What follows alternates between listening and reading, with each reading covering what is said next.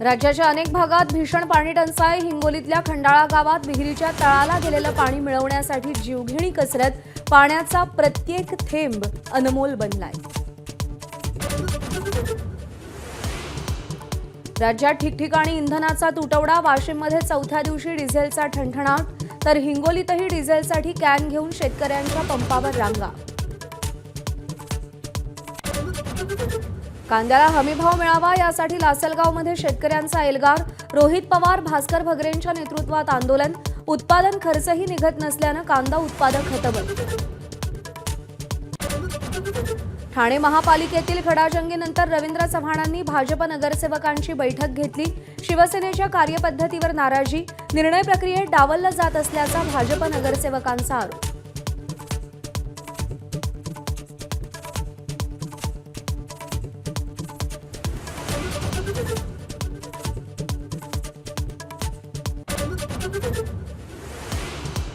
राष्ट्रवादीत सुनेत्रा पवारांच्या बदलत्या भूमिकांवरून पक्षात चर्चांना उधाण।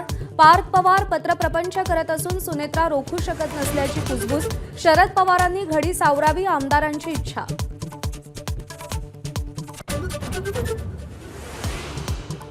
केरळमध्ये 10 वर्षांनंतर काँग्रेसची सत्ता स्थापन होणार। व्ही.डी. सतीशन आज 20 मंत्र्यांसोबत मुख्यमंत्रीपदाची शपथ घेणार।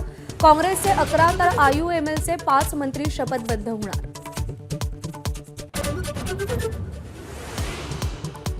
बंगाली दुर्गामातेच्या रूपात नृत्य करत आणि पंचारती करत पंतप्रधान मोदींचं स्वीडनमध्ये स्वागत। मोदींचा स्वीडनच्या सर्वोच्च पुरस्कारानं सन्मान। स्वीडननंतर मोदी नॉर्वे आणि इटलीला जाणार।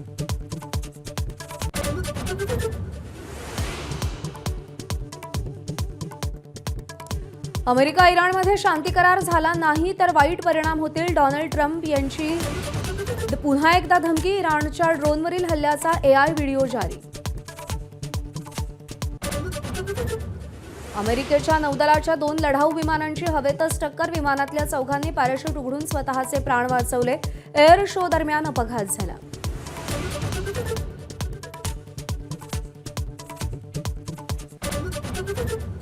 राजस्थानवर 5 गडी राखून विजय मिळवत दिल्लीनं वर्चस्व कायम ठेवलं। 4 चेंडू शिल्लक ठेवून 194 धावांचं आव्हान पार। अभिषेक आणि राहुलची शतकी सलामी।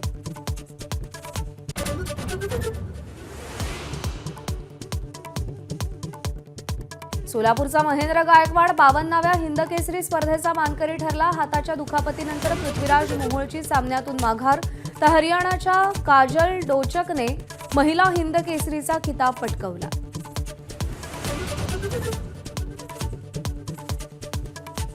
वाशिम जिल्ह्यामध्ये अनेक ठिकाणी पेट्रोल पंपावरती डिझेल मिळवण्यासाठी वाहनधारकांची धडपड सुरू आहे। डिझेलच्या तुटवड्यामुळे अनेक डिझेल वाहनांची चाकं थांबण्याची वेळ आली आहे आणि याचा परिणाम सर्वसामान्य नागरिकांसह वाहतूक व्यवस्थेवरही होताना दिसतोय। परिस्थितीचा आढावा घेतलाय मनोज जयस्वाल यांनी। वाशिममधल्या कोणत्याच आता डिझेल पंपावर डिझेल मिळत नसल्याचं चित्र आहे। वाहनधारकांचा मोठा त्रास सहन करावा लागतोय। गेल्या 4 दिवसापासून डिझेल मिळत नसल्याने ट्रॅक्टर चालक असतील किंवा मालवाहक वाहनं असतील यांना विविध पेट्रोल पंपावर फेऱ्या मारण्याचं काम करायचं वेळ इथं आलेली आहे। माझ्यासोबत एक प्रवासी एक वाहतूकधारक आहे। मला सांगा दादा, नेमकं काय अडचण आहे, समस्या कुठून आलात तुम्ही आणि किती पेट्रोल पंप फिरलात? मी राहणार शेनगावचा आहे। मी मुंबईवरनं माल घेऊन आलो आहे। मला एकही पेट्रोल पंपावर डिझेल नाही भेटलेला आहे। आता मला नागपूरला जायचं आहे। मी वाशिममध्ये उभा आहे आता। तर मी 10-12 पेट्रोल पंप धुंडत आलो आहे, पण एकही डिझेल भेटलं नाही मला पंपावर। वाशिमच्या अकोल्याच्या गायगाव इथून हे पूर्ण डिझेलचा साठा विविध पेट्रोल पंपावर होत असतो। मात्र काल रविवारचा दिवस असल्यामुळे कोणत्याच पंपावर डिझेलचा साठा उपलब्ध झालेला नाही। कदाचित आज इथे होण्याची शक्यता आहे, मात्र तीही थोडी शक्यता दुसरं दिसत असल्याचं चित्र आहे। सरकारनं कृपया असं लक्ष द्यावं अशी मागणी आता या वाहनधारकाकडून होत आहे, वाहन चालकाकडून होत आहे। जर वेळीच जर डिझेल नाही मिळालं, शेतीची कामं थांबणार असल्याचं चित्र सध्या पाहायला मिळतंय। अशी सध्याची स्थिती आहे। मनोज जेसाल, एबीपी माझा, वाशिम. हिंगोली जिल्ह्यामध्ये खरीप हंगामाच्या तोंडावर डिझेलचा गंभीर तुटवडा निर्माण झालाय. जिल्ह्यातील अनेक पेट्रोल पंपांवरती डिझेलचा साठा संपल्यानं शेतकऱ्यांची मोठी गैरसोय होतीये.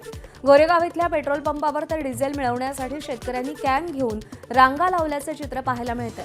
सकाळी 6 वाजल्यापासून शेतकरी डिझेलच्या प्रतीक्षेत उभे आहेत. मात्र 6 ते 7 तास उलटूनही अनेकांना डिझेल मिळालेलं नाही.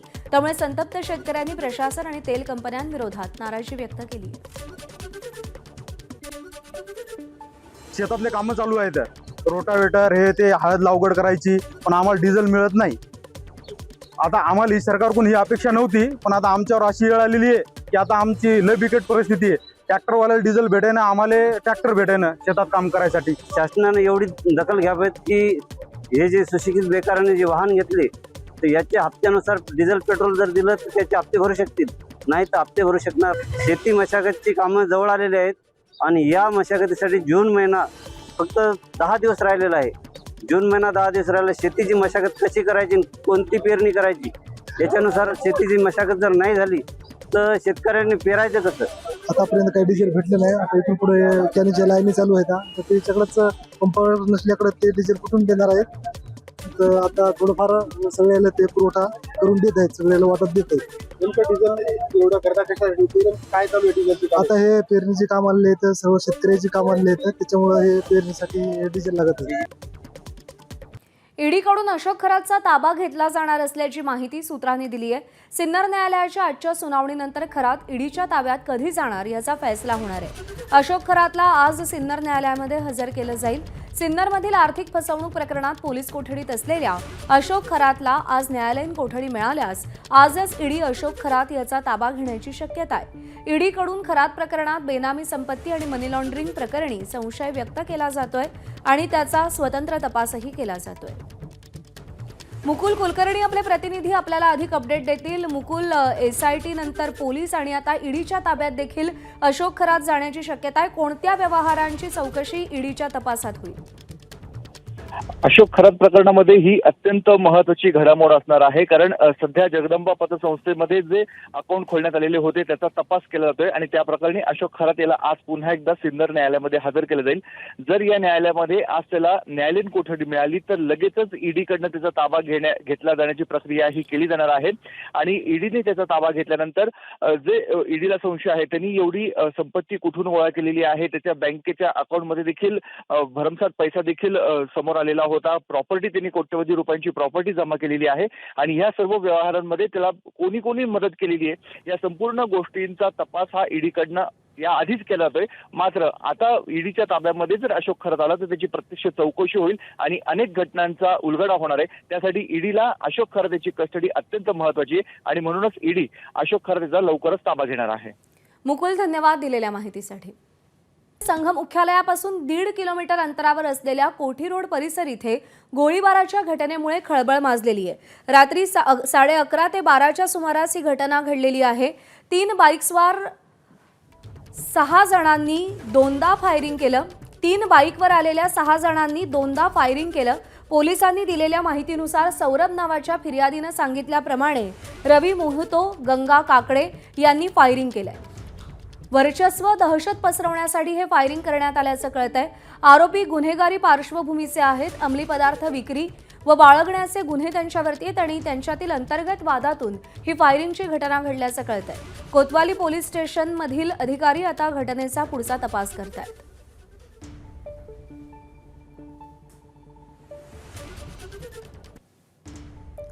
संघ मुख्यालयापासून 1.5 किलोमीटर अंतरावरती हा गोळीबार झालेला आहे आणि त्यामुळे मोठी खळबळ उडाली आहे.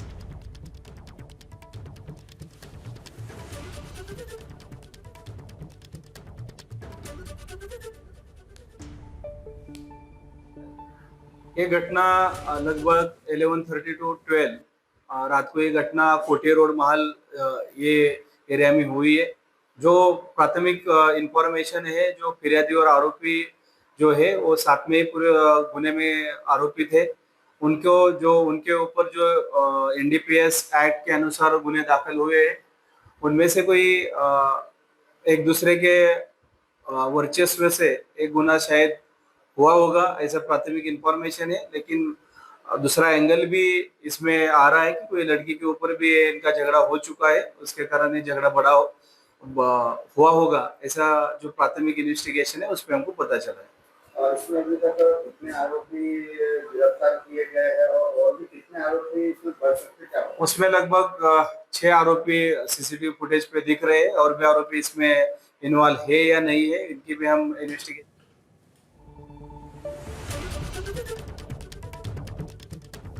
तर संघ मुख्यालयापासून 1.5 किलोमीटर अंतरावरती गोळीबाराची घटना घडलेली आहे। एकूण 6 आरोपी आहेत। 3 बाईकवरून आलेल्या 6 जणांनी हा गोळीबार केल्याचं कळतंय। वर्चस्व आणि दहशत या उद्देशातून या 2 टोळ्यांमध्ये गोळीबार झाल्याची माहिती सध्या मिळतेय। तुषार कोहळे आपले प्रतिनिधी आपल्याला या सगळ्या संदर्भात अपडेट देतील। तुषार, निश्चितच संघ मुख्यालय असेल किंवा केंद्रीय मंत्री नितीन गडकरी यांचं महालचं निवासस्थान असेल, त्या अगदी काही जवळ हा संपूर्ण घटनाक्रम घडलेला आहे आणि वर्चस्वाच्या लढाईतनं ही घटना घडल्याचा पोलिसांचा प्राथमिक अंदाज आहे। मात्र यातले जे 2 आरोपी आहे, रवी मोहतो आणि गंगा काक, यांची गुन्हेगारी पार्श्वभूमी आहे। विशेष करून ड्रग्सच्या प्रकरणामध्ये आणि व्यवसायामध्ये ते गुंतल्याचं पोलिसांकडनं सांगितलं जात आहे ना, त्याच व्यवहाराच्या वादातनं ही फायरिंग झाली असावी असा पोलिसांना प्राथमिक संशय आहे। या प्रकरणात 6 आरोपी घटनास्थळी होते, त्यातल्या दोघांनी 2 राऊंड फायर केला होता। त्यामुळे पोलीस या संपूर्ण आरोपीचा शोध घेत आहे। पोलिसांच्या हाती सीसीटीव्ही फुटेज देखील आलेला आहे आणि त्या आधारावर तपास करून लवकरच आरोपीला अटक केली जाईल असं पोलिसांकडून सांगितलं जात आहे। त्यानंतर संपूर्ण घटनेचा आणि कारणाचा खुलासा देखील होईल असं पोलिसांचं म्हणणं आहे। तुषार, धन्यवाद दिलेल्या माहितीसाठी। नवी मुंबईमध्ये CIDCO Africa Bharat business centre उभारणारे मुख्यमंत्र्यांच्या उपस्थितीमध्ये हा करार झाला। भारत आणि आफ्रिका देशांमधील व्यापार, गुंतवणूक आणि सांस्कृतिक संबंधांना बळकटी देण्यासाठी खारमधल्या आंतरराष्ट्रीय कॉर्पोरेट पार्कमध्ये या बिझनेस सेंटरसाठी 20 एकर जागा राखीव ठेवण्यात येणार आहे।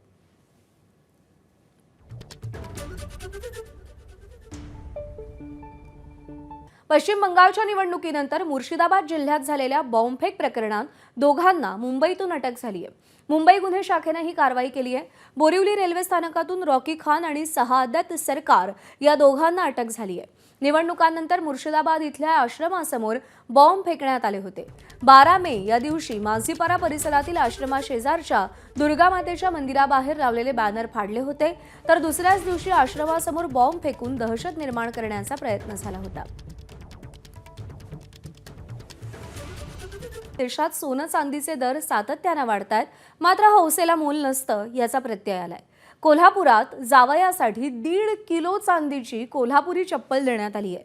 कोल्हापुरातल्या काही भागात अधिक महिन्यात जावयाला चांदीचे दागिने देण्याची परंपरा आहे आणि यासाठी जावयाला 1.5 किलो चांदीची चप्पल देण्यात आली आहे। या चप्पलेची किंमत 4 लाख रुपये असून 8 दिवसात ही चप्पल बनवण्यात आलेली आहे।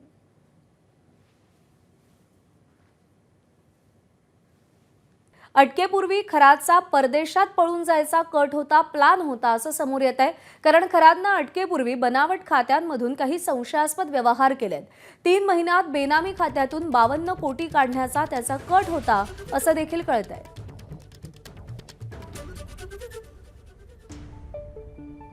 मुकुल कुलकर्णी आपल्याला अधिक अपडेट देतील। मुकुल, काय प्लान होता नेमका खरातचा परदेशात पळून जाण्यासाठी?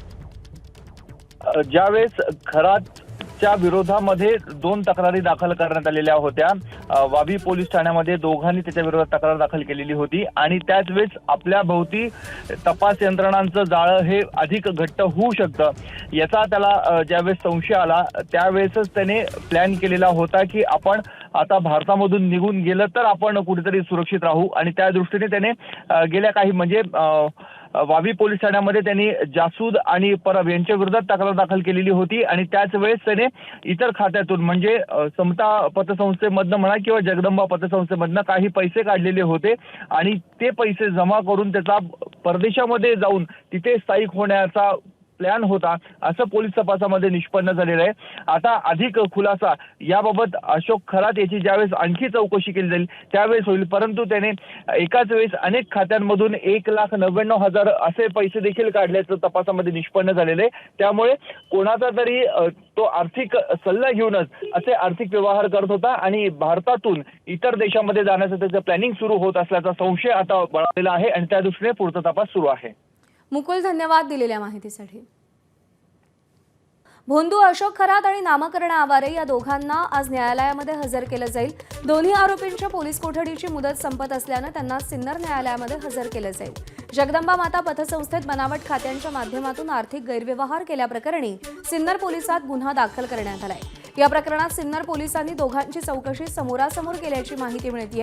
आज न्यायालयामध्ये सरकारी पक्ष काय बाजू मांडतो याकडे लक्ष लागलंय. दरम्यान नामकरण आवारे आणि अशोक खरात यांना एकाच वेळी हजर केलं जाण्याचीही शक्यता आहे. शिवसेना खासदार श्रीकांत शिंदे आज नाशिक दौऱ्यावर आहेत. इगतपुरी, देवळाली, कळवण आणि दिंडोरी विधानसभा मतदारसंघातील पक्ष संघटनेचा ते आढावा घेणार आहेत. आगामी जिल्हा परिषद पंचायत समिती निवडणुकीच्या पार्श्वभूमीवर श्रीकांत शिंदेंकडून पक्षाची मोर्चेबांधणी सुरू आहे. 21 आणि 22 मे रोजी पुन्हा मालेगाव, धुळे भागातील आढावा बैठक घेतली जाईल. पक्ष बांधणीसाठी शहर आणि ग्रामीण पदाधिकाऱ्यांसोबत श्रीकांत शिंदे बैठका घेणार आहेत आणि याची सुरुवात उत्तर महाराष्ट्राच्या दौऱ्यापासून होतीये.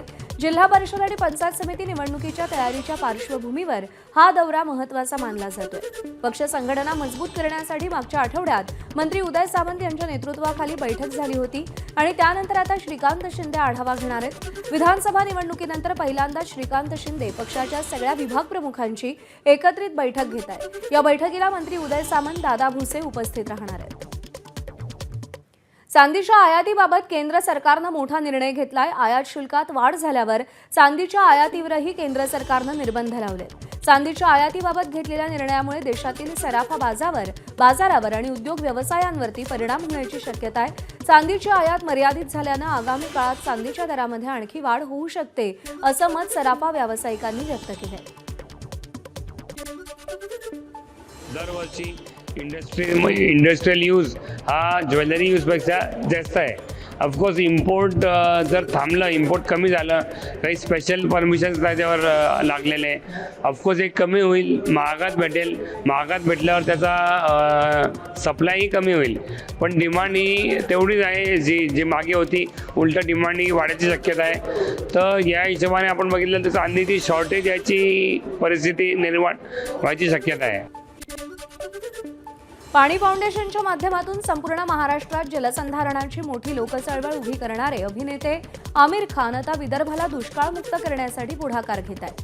केंद्रीय मंत्री नितीन गडकरी यांच्या पूर्ती सिंचन समृद्धी कल्याणकारी संस्थेतर्फे नागपुरामध्ये सुरू असलेल्या 2 दिवसीय परिषदेची सांगता आहे. नागपूरच्या भट सभागृहामध्ये पाणी परिषदेचं आयोजन करण्यात आलंय. या परिषदेमध्ये आज आमिर खान विशेष उपस्थिती लावणार आहेत. त्यांच्यासोबतच शेतकऱ्यांसाठी झटणारे अभिनेते नाना पाटेकर आणि मकरंद अनासपुरे हे देखील या जलमंथनात सहभागी होतील. पूर्ती संस्थेच्या रौप्य महोत्सवी वर्षानिमित्त नागपूरमध्ये जलसंवाद आणि जलक्रांती परिषदेचं काल उद्घाटन झालं. सकाळी 10 वाजता सुरू होणाऱ्या या परिषदेत आज दिवसभर वेगवेगळी सत्र असणार आहेत. मुंबई शहर आणि पूर्व उपनगराला जोडणाऱ्या शिव उड्डाणपुलाचं काम अंतिम टप्प्यात असून गर्डर बसवण्यास सुरुवात झाली आहे. दोन्ही गर्डर बसवण्याचं काम 31 मेपर्यंत पूर्ण करण्यात येणार आहे. तर पुलाची सगळी कामं 15 जुलैपर्यंत पूर्ण करण्याचं मुंबई महापालिकेचं नियोजन आहे. त्यामुळे 15 ऑगस्टपासून हा उड्डाणपूल वाहतुकीसाठी खुला होईल. मुंबईतील गेटवे ऑफ इंडिया ते मांडवा प्रवासी जलवाहतूक 26 मेपासून बंद होणार आहे. पावसाळी कालावधीसाठी जलवाहतूक 31 ऑगस्टपर्यंत बंद राहणार आहे. मात्र मांडवा ते भाऊचा धक्का दरम्यान चालणारी रोरो सेवा सुरू राहणार आहे. मेरीटाईम बोर्डानं याबाबत परिपत्रक जारी केलंय. कोकण किनारपट्टीवर सध्या वादळी वारे आणि मुसळधार पाऊस आहे. त्यामुळे यंदा 6 दिवस आधीच जलप्रवासी वाहतूक बंद केली जाईल. ही जलवाहतूक पुन्हा सप्टेंबर महिन्यापासून सुरू होईल. राज्यात मान्सूनपूर्व पावसानं अनेक जिल्ह्यांना झोडपलं असून 3 दिवस किनारपट्टी भागात वादळी पावसाचा इशारा देण्यात आलाय. हवामान खात्यानं येलो अलर्ट जाहीर केला असून सोसाट्याच्या वाऱ्यासह समुद्रालाही उधाण येणार असल्याची शक्यता वर्तवण्यात आली आहे. मुंबईत मात्र पाऊस पडणार नसला तरी ढगाळ आणि दमट हवामानामुळे उकाडा वाढणार आहे. वादळी पावसामुळे आंबा उत्पादक शेतकरी संकटात सापडलाय आणि त्यामुळे काढणीला आलेलं पीक तातडीनं काढून घ्यावं असं आवाहनही प्रशासनाकडून करण्यात आलंय. शिवाय समुद्र खवळण्याचा अंदाज असल्यानं समुद्रात न जाण्याचं आवाहनही प्रशासनाकडून करण्यात आलेलं आहे. 100 मिलीमीटर पाऊस पडल्याशिवाय पेरणी करू नका असं आवाहन कृषी विभागानं शेतकऱ्यांना केलंय. तसंच कमी पाण्यावर तयार होणाऱ्या हळव्या भाताच्या वाणांची पेरणीसाठी निवड करावी असं आवाहन कृषी विभागामार्फत करण्यात आलंय. पाण्याची बचत आणि उपलब्ध पाण्याचा कार्यक्षम वापर यासाठी SRT पद्धतीनं भात लागवड, टोकन पद्धतीनं लागवड करून ठिबक आणि तुषार सिंचन पद्धतीचा अवलंब करण्यावर भर देण्यात यावा असंही आवाहन आहे. गोंदिया जिल्ह्यात वादळी वाऱ्यासह अवकाळी पाऊस झाला आणि या अवकाळी पावसाचा मोठा फटका गोंदिया जिल्ह्यातील मुख्य पीक असलेल्या धान पिकाला बसलाय. गोंदिया जिल्ह्यातील अनेक भागांमध्ये गारपीट झाल्यानं शेतातील धान पिकांचं मोठ्या प्रमाणात नुकसान झालंय. यामुळे शेतकऱ्यांचं मोठं आर्थिक नुकसान झालंय. अवकाळी पाऊस आणि गारपिटीमुळे हवालदिल झालेल्या शेतकऱ्यांनी शासनाकडे तात्काळ पंचनामे करून नुकसान भरपाई देण्याची मागणी केली आहे. शेतकऱ्यांना धानाचा आणि गावात राहणाऱ्या लोकांच्या जे घरं उडालेले आहेत खतावरती, त्यांना नुकसान भरपाई मिळेल एवढीच अपेक्षा आहे. जवळपास मोजा ओवारा ग्रामपंचायतमध्ये 50 एकरच्या जवळपास नुकसान झालेलं आहे. आणि यानंतर एक धक्कादायक बातमी स्वराज्याची राजधानी किल्ले रायगडावरून. अखेर किल्ले रायगडावरती जे अपेक्षित नव्हतं ते सापडलंय. रायगडावरती 50हून अधिक दारूच्या बाटल्यांचा खच आढळून आलाय आणि यामुळे शिवप्रेमींमध्ये कमालीचा संताप आहे. एमटीडीसीच्या खोल्यांजवळ असलेल्या राणीवसाच्या मागच्या बाजूला विविध ठिकाणी दारूच्या बाटल्या, प्लास्टिकचा कचरा आणि अस्वच्छता आढळून आली आहे. स्थानिक नागरिक आणि इतिहासप्रेमींच्या मते गडावर सुरक्षा व्यवस्था आणि यंत्रणा अत्यंत अपुरी पडत असल्यामुळे हे असले प्रकार घडत आहेत. गडाच्या प्रवेशद्वारांवर काटेकोर तपासणी होत नसल्यानं काही जण दारूच्या बाटल्या घेऊन गडावर जात असल्याचा शिवप्रेमींचा आरोप आहे. पुरातत्व विभाग नेमकं काय करतोय असा प्रश्नही आता शिवप्रेमी विचारत आहेत. व्ही.डी. सतीशन आज केरळच्या मुख्यमंत्रीपदाची शपथ घेणार आहेत. सतीशन हे केरळचे 13वे मुख्यमंत्री म्हणून शपथ घेतील. त्यांच्यासह 21 मंत्रीही शपथ घेणार आहेत. केरळमध्ये मुख्यमंत्रीपदासाठी काँग्रेसमध्ये सतीशन, के.सी. वेणुगोपाल आणि रमेश चेन्निथला यांच्यामध्ये स्पर्धा होती. या शपथविधी सोहळ्याला काँग्रेसचे राष्ट्रीय अध्यक्ष मल्लिकार्जुन खरगे, राहुल गांधी, प्रियंका गांधी वाड्रा यांच्यासह कर्नाटक, तेलंगणा आणि हिमाचल प्रदेशचे मुख्यमंत्री आणि तामिळनाडूचे मुख्यमंत्री विजय उपस्थित राहणार आहेत. तिरुवनंतपुरम इथल्या सेंट्रल स्टेडियममध्ये हा शपथविधी सोहळा पार पडणार आहे.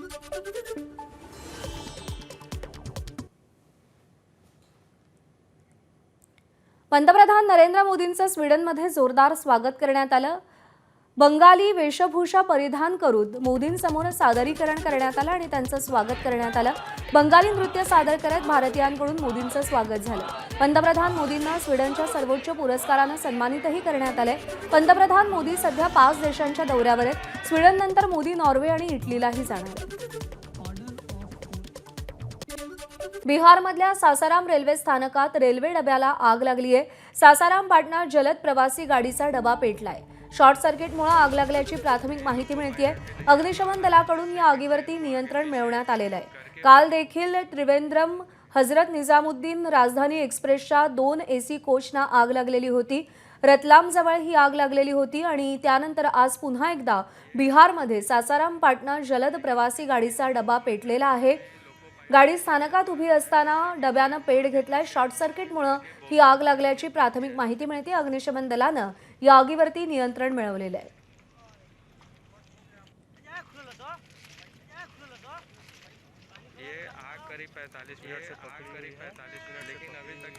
कोई ड्राइवर नहीं, लोको पायलट भी नहीं आ पा रहा है, जिससे कि ट्रेन को आगे पीछे करके बोगी को कम से कम करके. बिहारमधील सासाराम रेल्वे स्थानकावर सासाराम पाटणा जलद प्रवासी ट्रेनच्या डब्याला आग लागली. शॉर्ट सर्किट हे आगीचं कारण असल्याचं सांगितलं जात आहे. अग्निशमन दलानं घटनास्थळी पोहोचून आगीवरती नियंत्रण मिळवलेलं आहे. सासाराम रेल्वे स्थानकाच्या फलाट क्रमांक 6 वर या डब्याला आग लागलेली आहे. सलग 2 दिवसात 2 रेल्वेच्या आगीच्या घटना घडल्यात. काल मध्य प्रदेशात रतलामजवळ दिल्ली त्रिवेंद्रम राजधानीच्या 2 डब्यांना आग लागली. तर आज सकाळी बिहारच्या सासाराम रेल्वे स्थानकात एका रेल्वे गाडीचा डबा पेटला.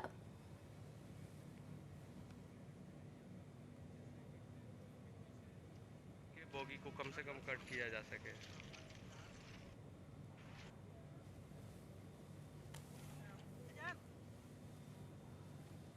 इराणवरती खूप कठोर हल्ला करू असा इशारा अमेरिकेचे अध्यक्ष डोनाल्ड ट्रम्प यांनी दिलाय.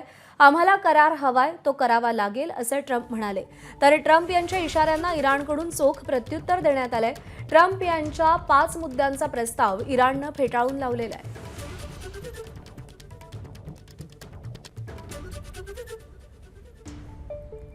दरम्यान डोनाल्ड ट्रम्प यांनी कोणत्या 5 मुद्द्यांचा प्रस्ताव इराणपुढे ठेवला होता पाहूया.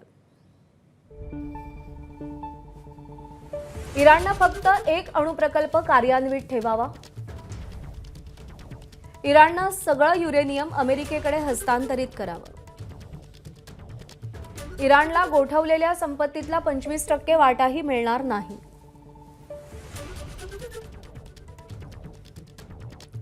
इराणला युद्धाची भरपाई मिळणार नाही.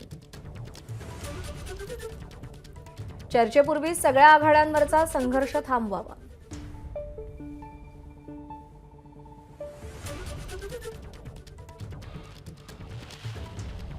आम्हाला हा करार हवाय. जर हा करार इराणनं मान्य केला नाही, हा करार केला नाही तर इराणवर कठोर हल्ला करू अशी धमकी पुन्हा एकदा डोनाल्ड ट्रम्प यांनी दिलेली आहे. तर इराणनं सुद्धा न झुकण्याचा पवित्रा घेत आम्ही कोणत्याही हल्ल्याला सामोरं जाण्यासाठी सज्ज आहोत आणि इराण जशास तसं प्रत्युत्तर देईल असा इशारा डोनाल्ड ट्रम्प यांना दिला गेलाय, अमेरिकेला दिला गेलाय.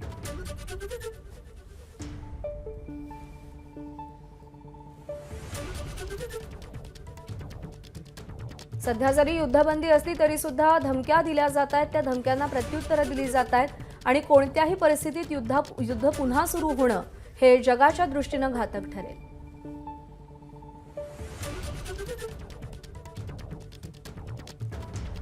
अमेरिकेचे अध्यक्ष डोनाल्ड ट्रम्प हे वारंवार इराणला धमक्या देतच आहेत. दोन्ही देशांमध्ये शांती करार लवकर झाला नाही तर वाईट परिणाम होतील असे ट्रम्प यांनी म्हटलंय.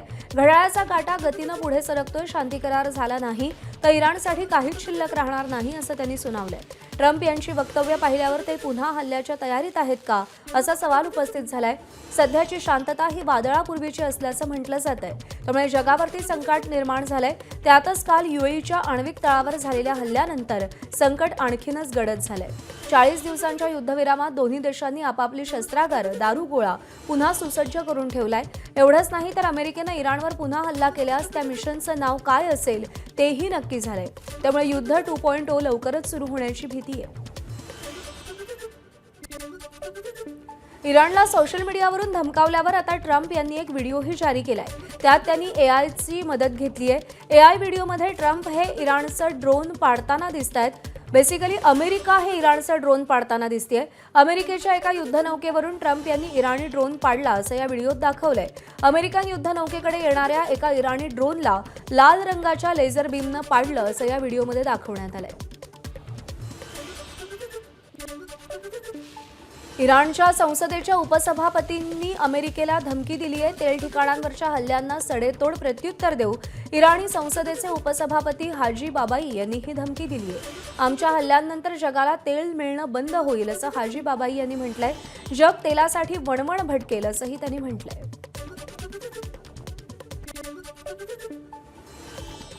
युएईच्या अणुऊर्जा केंद्रावरती इराणनं ड्रोन मारा केलाय. ड्रोन हल्ल्यानंतर अणुऊर्जा केंद्रावरती आग लागली. बाराकाह अणुप्रकल्पाच्या वीज जनरेटरला आग लागली. सुदैवानं युरेनियम आणि युरेनियम विकसन विभाग सुरक्षित आहेत. अणुप्रकल्पावरच्या हल्ल्यामुळे शांतता चर्चेला धक्का बसलाय. इराणच्या हल्ल्यानंतर भारताकडूनही चिंता व्यक्त करण्यात आली आहे.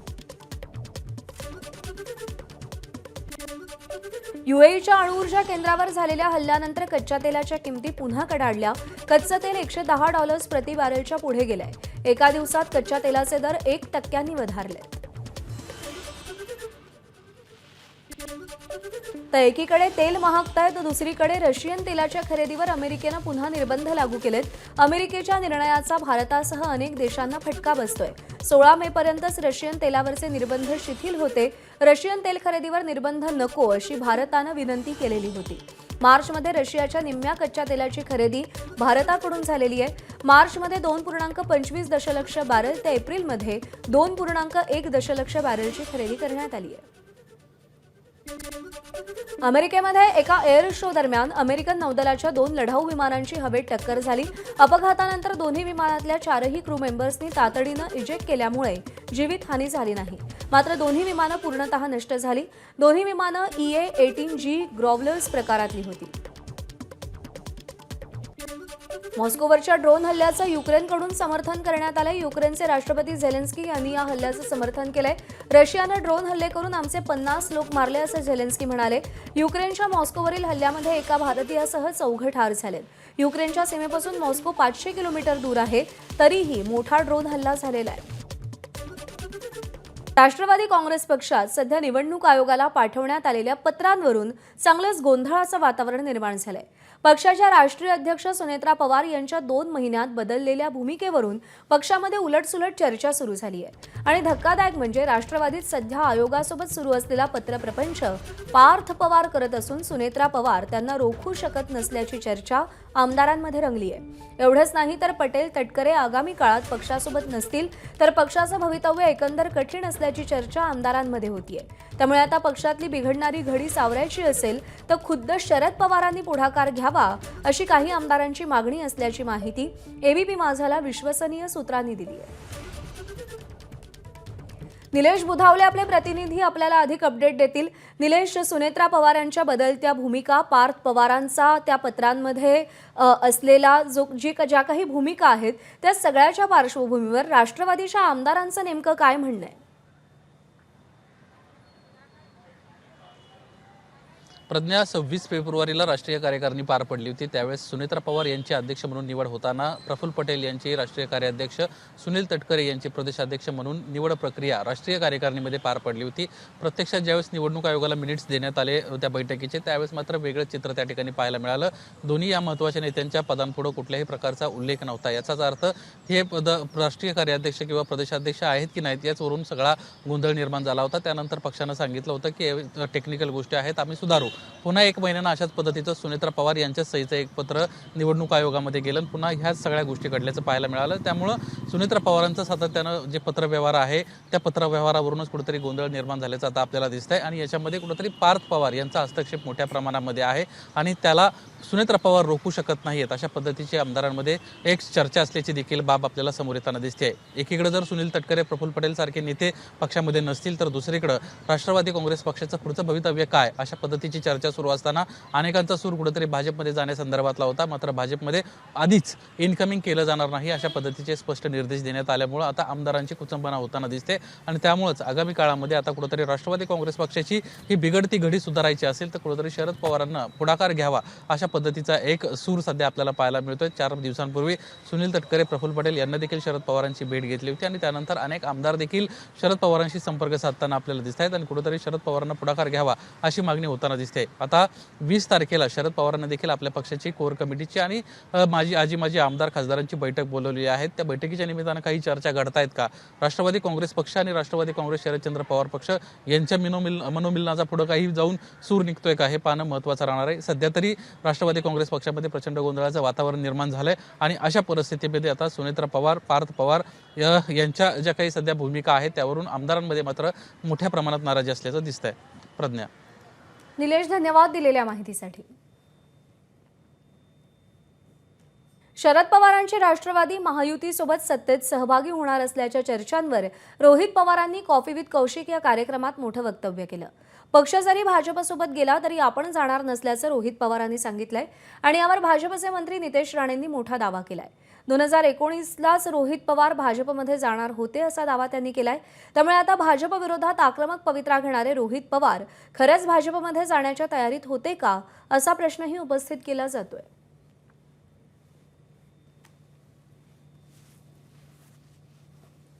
पण उलटही होऊ शकतं।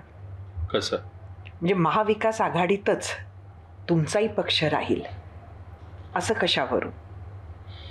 पक्षाचं मला सांगता येणार नाही। पक्ष हा वरच्या लेवलला हँडल केला जातो, निर्णय हे अनुभवी नेते घेतले जातात। मी तसा अनुभवामध्ये फार लहान आहे, विचारामध्ये नक्कीच काही प्रमाणात पक्का झालेलो आहे। त्यामुळे तो निर्णय जेव्हा त्या ठिकाणी घेतला जाईल जो कदाचित घेतला जाणार नाही त्यावेळेस मग माझा वेगळा निर्णय तिथं असू शकतो। म्हणजे भाजपाबरोबर तुम्ही कधी जाणार नाही? नाही जाणार। पण माझं म्हणणं आहे की 2019ला रोहित पवार येत होते ना भाजपबरोबर, सगळी बोलणी झालेली होती। म्हणून एवढं भारतीय जनता पक्षाबद्दल द्वेष हे रोहित पवारांच्या तोंडी चांगलं वाटत नाही। त्यावेळी अगर योग्य पद्धतीने सगळ्या घडी बसली असते तर आज भारतीय जनता पक्षाच्या एक आमदार म्हणून रोहित पवार काम करत असते आणि म्हणून उगाचच्या मोठ्या वल्गना करण्यापेक्षा आपण आपल्या म्हणजे बोलतात ना लेवलमध्ये राहून राजकारण करायचं। विधान परिषदेत उद्धव ठाकरेंची केवळ 31.58% उपस्थिती राहिली आहे. सदस्यांच्या उपस्थितीची आकडेवारी समोर आली आहे. काही सदस्यांनी सलग 3 अधिवेशनात एकदाही हजेरी लावलेली नाही, तर काही सदस्यांचा 90%हून अधिक उपस्थितीचा आलेख आपल्याला पाहायला मिळतोय.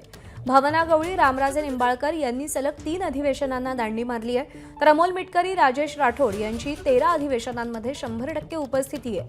मनीषा कायंदे, जगन्नाथ अभ्यंकर, सुधाकर आडबाले यांची सुद्धा 100% उपस्थिती पाहायला मिळते.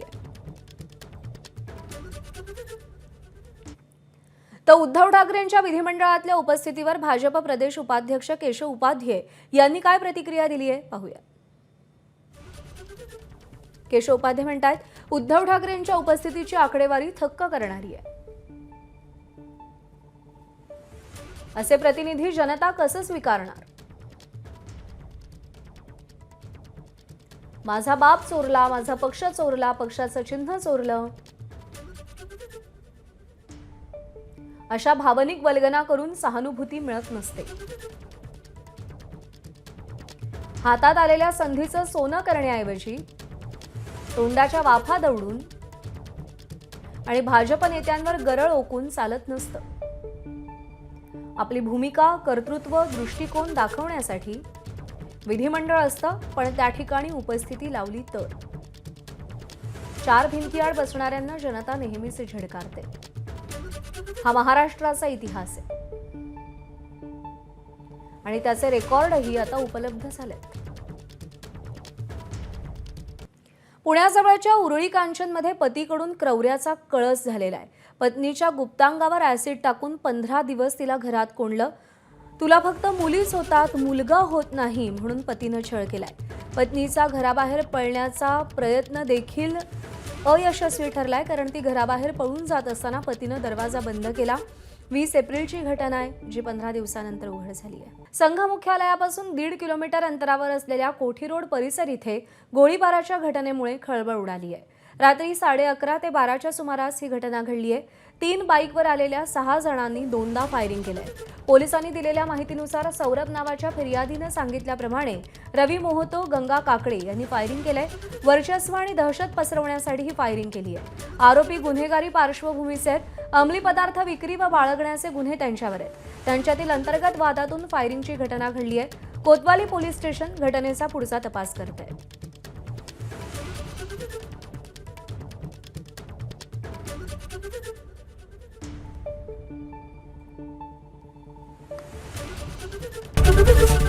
एबीपी माझा, उघडा डोळे बघा नीट.